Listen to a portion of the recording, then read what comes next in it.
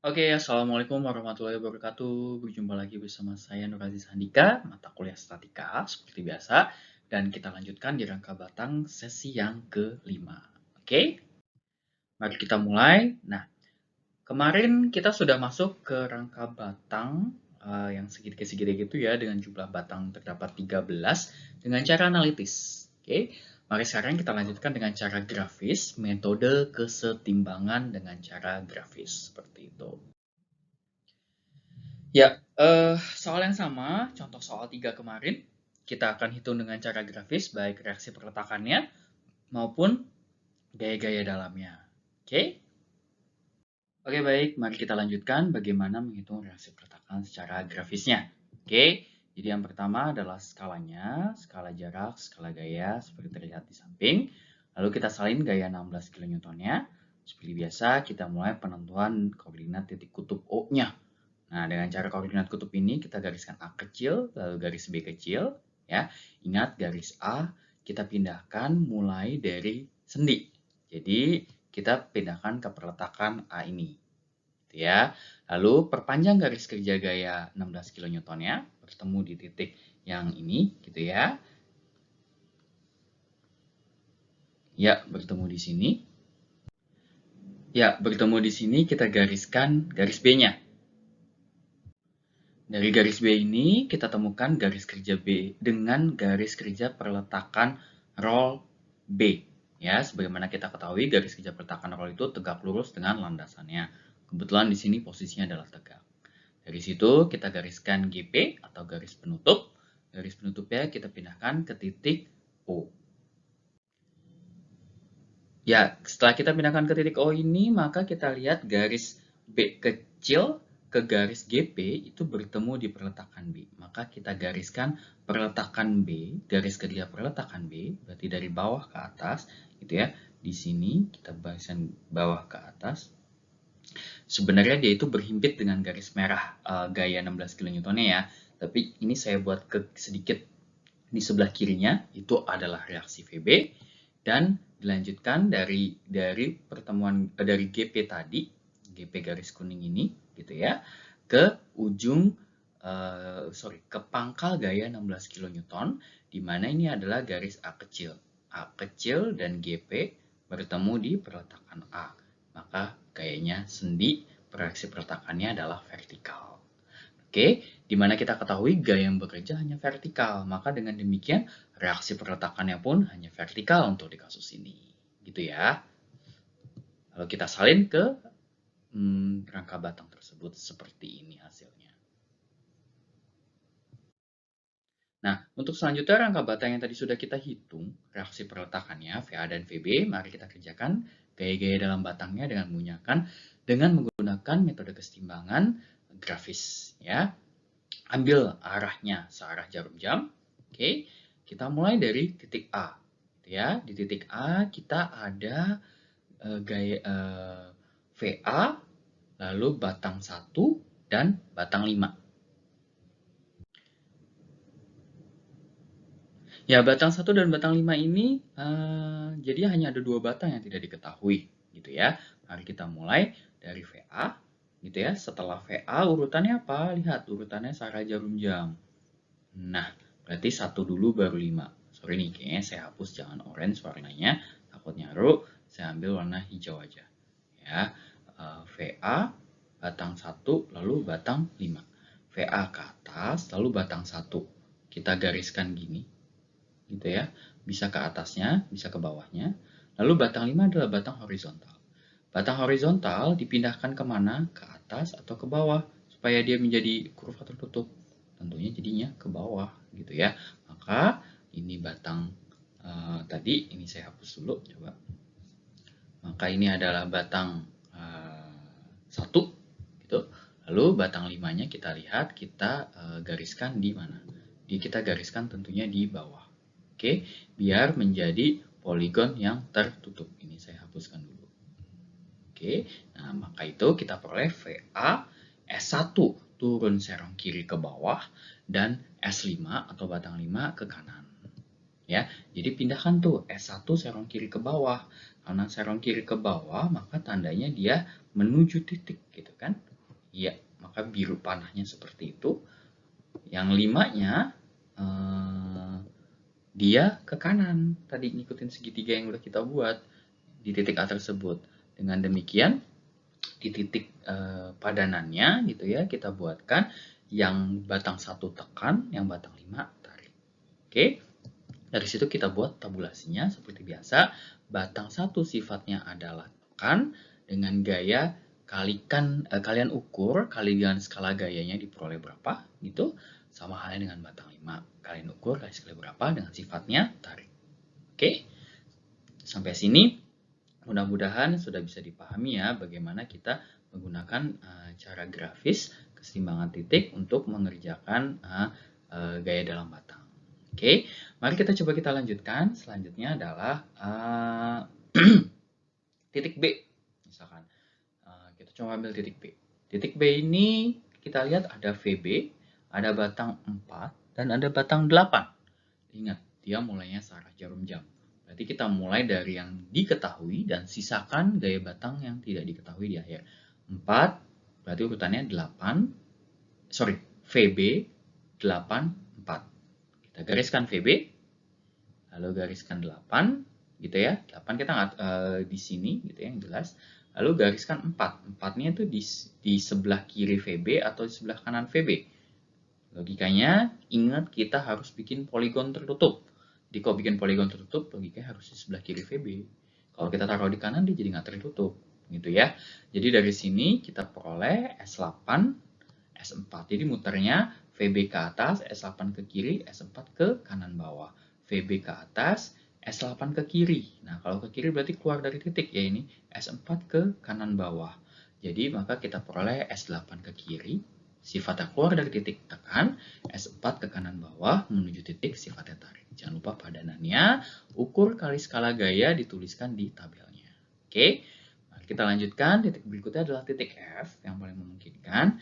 Kita sudah ada gaya batang 8, batang 8 yang sudah diketahui gayanya. Yang belum ada 7 dan 13. Lihat urutannya 8, 7, 13, searah jarum jam. Jadi kita gariskan gaya 8, gitu ya. Lalu 7,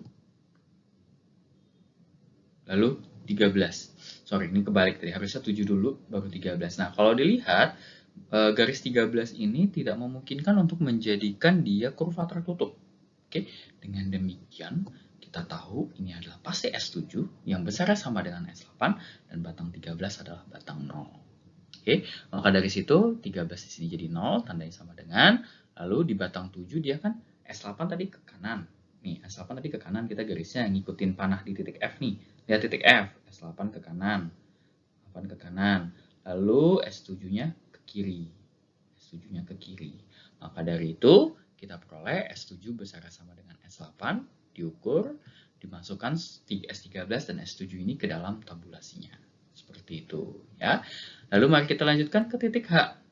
Di titik H ada 4, 13, 2, 3. Muternya sekali lagi searah jarum jam seperti ini, ya.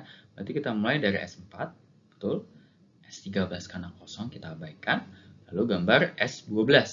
S12 miringnya seperti ini, sejajar ini ya dengan S12 miringnya. Habis itu gambarkan S3. Nah, S3 yang sejajar dengan S3 kita gambarnya di bawah atau gambarnya di atas supaya dia menjadi ketutup. Nah, mari kita lihat, ternyata S3 itu sejajar dengan S4 kan, seperti ini.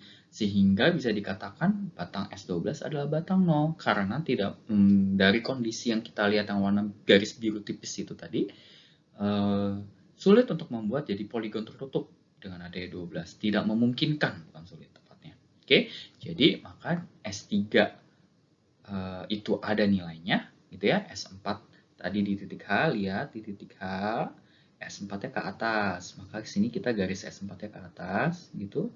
Ya. Lalu S12-nya 0, S3 berarti supaya dia jadi poligon, balik lagi ke pangkal gaya S4. Jadi gerakannya adalah begini, turun. Jadi S3 arahnya ke bawah. Ya. Maka 12, 0, S3 arah ke bawah atau tekan, kita peroleh S3-nya tekan. Jangan lupa pindahkan ke tabulasi, S12, 0, S3-nya diukur dan batangnya tekan, sehingga panahnya bertemu. Gitu. Oke, jadi mudah-mudahan bisa jelas ya sampai sejauh ini. Nah, mari kita lihat ke titik C untuk selanjutnya. Karena kalau dilihat titik E ini ada 3 batang yang tidak diketahui, itu tidak memungkinkan. Sama halnya titik G. Kita mulai aja dari titik C, gitu ya. C ada 3 yang diketahui. Ya, berarti mulai dari yang diketahui sisakan 2 yang lainnya yang tidak diketahui. Berarti 3 urutannya mutarnya gini ya.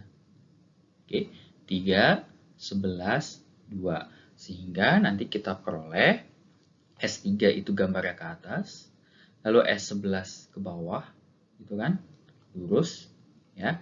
Lalu S2 arahnya begini, gitu ya. Nah, supaya bisa nutup, otomatis kita taruh di bawah sini. Enggak, kita taruh sini, gitu toh. Jadi dapetin ke sini. Nah, S2.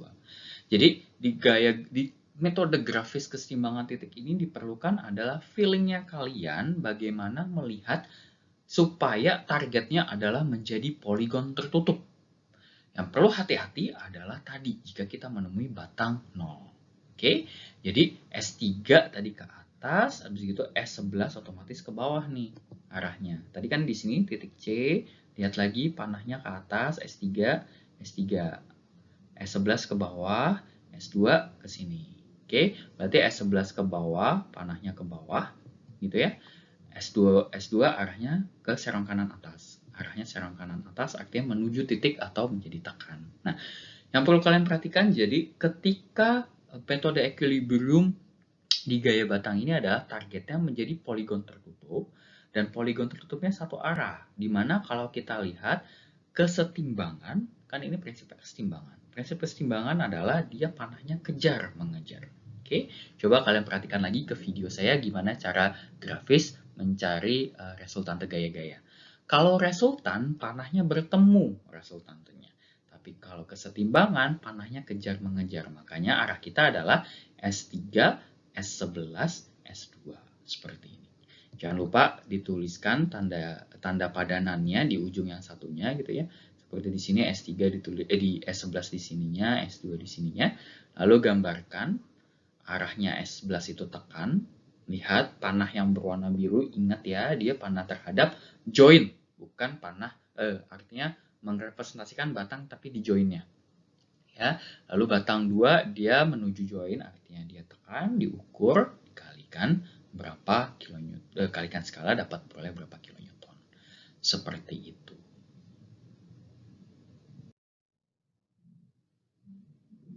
Mari kita lanjutkan. Untuk gaya dalam batang yang tersisa masih ada S9, 10, dan S6. Di sini titik yang belum kita tinjau adalah D dan G. Oke, mari kita mulai. Jangan lupa arah pemisahan kita. Kita mulai dari titik DGE ya. Kita mulai dari E. Ada 11, 12, 7, 6, 10. Dimana 12-nya batang 0. Ingat, urutannya adalah searah jarum jam, sisakan 2 batang terakhir. Jadi muternya gini. Jadi mulai 11, 12, 7, 6, 10. Karena 6 sama 10 belum kita peroleh. Gitu ya. Jadi 11 arahnya ke atas nih, sesuai ini. Gitu. 11. 12 batang 0, kita abaikan. Lalu 13. 13 kan di titik E, arahnya ke kanan panahnya. Kanan. Kok S13? Maaf. Maksud saya S7. Salah sebut ya saya. S7. Nah, habis 7 aturannya adalah 6. Artinya dari ujungnya 7 ini gariskan 6. Ya, kita buat garis tipisnya 6 dulu. Seperti itu. Nah, dari garis 6 ini kita perhatikan ya, urutannya berikutnya adalah 10. 10 dia harus nyentuh ke 11. Ke pangkalnya 11. 10 itu arahnya begini, berarti kita harus ke pangkalnya yang kena si gaya batang 11. Jadi seperti ini, mau nggak mau. Jadi semua itu logikanya harus jadi tertutup. Kita peroleh S11 ke atas, S7, lalu S6, berarti S6 kita ke kiri di titik E, dan S10. S10 kita ke serong kanan bawah. S6 ke kiri, S10 ke bawah. S6 saya bedakan warnanya karena sebenarnya dia numpuk sebagian di S7. Artinya S6 itu lebih besar daripada S7. Jadi Jadi kalian ukur panjangnya kali skala gayanya, maka diperoleh berapa. Jadi kita peroleh S6 itu adalah ke kiri tadi di titik E, maka ini panahnya ke kiri. S10 adalah ke kanan bawah, berarti ini serong kanan bawah. Kita tulis padanannya, jangan lupa ini tarik di sini jadi tarik, ini tekan di sini jadi tekan. Maka kita ukur, pindahkan, dapat S6, S10. Seperti itu. Ya. Oke, jadi tersisa tinggal 9. Nah, kalau batang 9, kalian boleh di titik G, boleh di titik D. Oke. Di sini ambil saja titik D. Ya. Titik D ada 6, 5, 9. Nah, sisakan batang yang tidak diketahui di akhir. Berarti dengan urutan searah jarum jam, kita mulai dari 6, 5, 9. Gitu. Jadi kita mulai 6, S6 tadi udah diketahui S6. Lalu S5 yang pertama-tama sudah kita ketahui, S5 dulu harusnya. S5 tuh begini gitu ya. Lalu habis itu ada S9. Nah, kalau diperhatikan ternyata S5 ini dengan adanya S9 karena di titik D tidak ada gaya luar, S9 ini tidak ada padanannya, tidak ada kawannya maksud saya. Jadi dengan demikian supaya jadi poligon tertutup, dia S5-nya sama dengan S6. Oke, sehingga S9 adalah batang 0, tandai batang 0, kita masukkan tabulasi, nilainya 0. Nah, mungkin kalian jadi bingung di mana poligonnya, Pak, gitu. Kita balik ke titik E ya. Jadi gini. 11 gitu ya, urutannya 7 6 10. Nutup kan? Ya, walaupun di sini sama tumpuk, nggak masalah. Kalau di sini S6 ke kanan, lalu S6 ke kiri. Seperti itu. Jadi itu adalah poligon. Poligon itu ujung ketemu pangkal, pangkal ketemu ujung, ketemu pangkalnya lagi, gitu ya, dan menutup bentuknya. Oke, seperti itu. Jadi jangan lupa selalu gambarkan panah-panah yang warna biru muda ini di struktur rangka batang kalian. Juga tabulasikan yang sudah diketahui. Dengan adanya ini kalian bisa tahu, oh ini sifatnya seperti ini, oh ini sifatnya seperti itu. Dan tips dari saya tidak menunjukkan panah di sininya. Kenapa? Nanti kita akan melihat efeknya di metode grafis selanjutnya dengan cara Cremona. Seperti itu ya teman-teman. Jadi perlu diperhatikan kembali, gunakan penggarisnya dengan baik juga karena mindahin garisnya itu kalau kalian bergeser miring jadi beda gitu ya, otomatis nanti nilainya berbeda dan pasti salah. Sehingga gunakan dua penggaris segitiga, bisa itu penggaris mor atau penggaris segitiga siku biasa dan penggaris panjang. Oke, seperti itu. Berikut adalah referensi yang bisa kalian gunakan. Terima kasih atas perhatian teman-teman. Sampai berjumpa lagi di video selanjutnya. Wassalamualaikum warahmatullahi wabarakatuh.